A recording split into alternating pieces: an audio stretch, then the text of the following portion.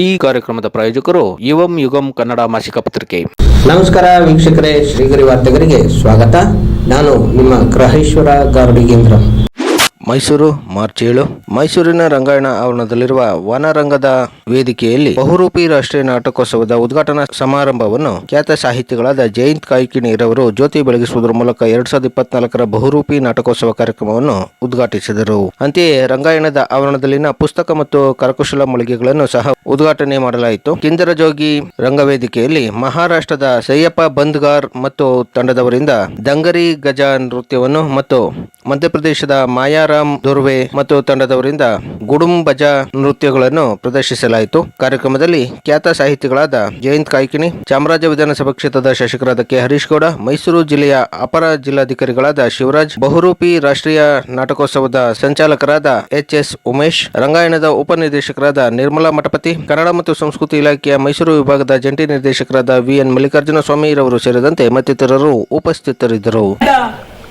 ರಂಗ ಪ್ರಯೋಗಗಳಾಗಿರಬಹುದು ಅಥವಾ ರಂಗಭೂಮಿಗೆ ಸಂಬಂಧಪಟ್ಟಂತಹ ಯಾವುದೇ ಕಾರ್ಯಕ್ರಮಗಳನ್ನ ಅದು ಆಯೋಜನೆ ಮಾಡಿದ್ರು ಕೂಡ ಅತ್ಯಂತ ಯಶಸ್ಸನ್ನ ಪಡೆದಿದೆ ಅಂತ ಹೇಳಕ್ಕೆ ನನಗೆ ಹೆಮ್ಮೆ ಅನಿಸುತ್ತೆ.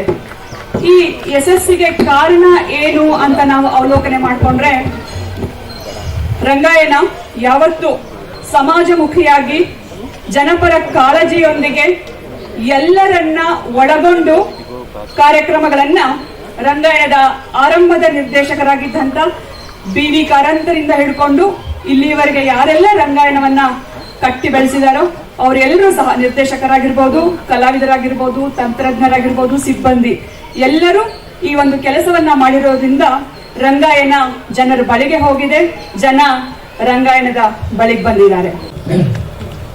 ಕ್ಷಮಿಸಿ, ಒಂದು ನಿಮಿಷ ನನ್ನಿಂದ ತಡ ಆಯಿತು. ತುಂಬ ಮಹತ್ವದ ಒಂದು ಕಾರ್ಯಕ್ರಮ ಮತ್ತು ಮಹತ್ವದ ಜಾಗ, ತುಂಬ ಜಾಗೃತವಾದಂತಹ ಜಾಗ ಇದು.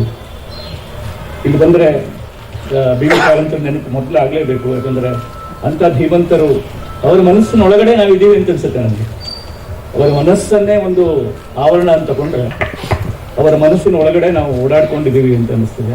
ಅಂಥ ಒಂದು ಜಾಗದಲ್ಲಿ, ಜಾಗೃತವಾದ ಜಾಗದಲ್ಲಿ ನಾವೆಲ್ಲ ಸೇರಿದ್ದೀವಿ. ನನಗೆ ಬಿ.ವಿ. ಕಾರಂತರ ನೆನಪು ತುಂಬ ಮತ್ತೆ ಯಾಕಾಯಿತು ಅಂತಂದರೆ, ನಾಳೆ ಶಿವರಾತ್ರಿ ಒಂದ್ಸಲ ಏನಾಯಿತು ಅಂದರೆ, ನಾನು ಅವ್ರನ್ನ ಯಾವುದೋ ಒಂದು ಕಾರ್ಯಕ್ರಮದಲ್ಲಿ ಭೇಟಿಯಾಗಿದ್ದೆ 20 ವರ್ಷದ ಹಿಂದೆ. ಆಗ ಅವರು ನನ್ನ 70% ನಾಟಕವನ್ನು ಹಾಸನದಲ್ಲಿ ಒಂದು ತಂಡಕ್ಕಾಗಿ ಮಾಡಿದರು. ಆಮೇಲೆ ಯಾವುದೋ ಒಂದು ಕಾರ್ಯಕ್ರಮದಲ್ಲಿ ಸಿಕ್ಕಿದಾಗ ಅವರು ನನಗೆ ಖುಷಿ ಆಯಿತು, ನಿಮ್ಮ ನಾಟಕ ನೋಡಿ ಓದಿ ಅಂತೇನೋ ಅಂದರು. ನಾನು ಅವರು ನನ್ನ ನಾಟಕ ಬಹಳ ಇಷ್ಟಪಟ್ಟಿದ್ದಾರೆ ಅಂದ್ಕೊಂಡು ಯಾವುದಕ್ಕೆ ಖುಷಿ ಆಯ್ತು ಸರ್ ನಿಮ್ಗೆ ಅಂತ ಕೇಳಿದೆ. ಆದ್ರೆ ಅರ್ಪಣೆ ಪುಟ ತುಂಬಾ ಇಷ್ಟ ಆಯ್ತು, ನನ್ಗೆ ಸರಿ ಆಯ್ತು ಅದು. ಯಾಕೆಂದ್ರೆ ಆ ಅರ್ಪಣೆ, ನಾನು ನಾಟಕನ ಯಾವ್ದಕ್ಕೆ ಅರ್ಪಣೆ ಮಾಡಿದ್ದೆ ಅಂದ್ರೆ, ನಮ್ಮ ಗೋಕರ್ಣ ಶಿವರಾತ್ರಿ ಜಾತ್ರೆಗೆ ಬಂದ ಎಲ್ಲಾ ಕಂಪನಿ ನಾಟಕಗಳಿಗೆ ಅರ್ಪಣೆ ಅಂತ ಮಾಡಿದ್ದೆ.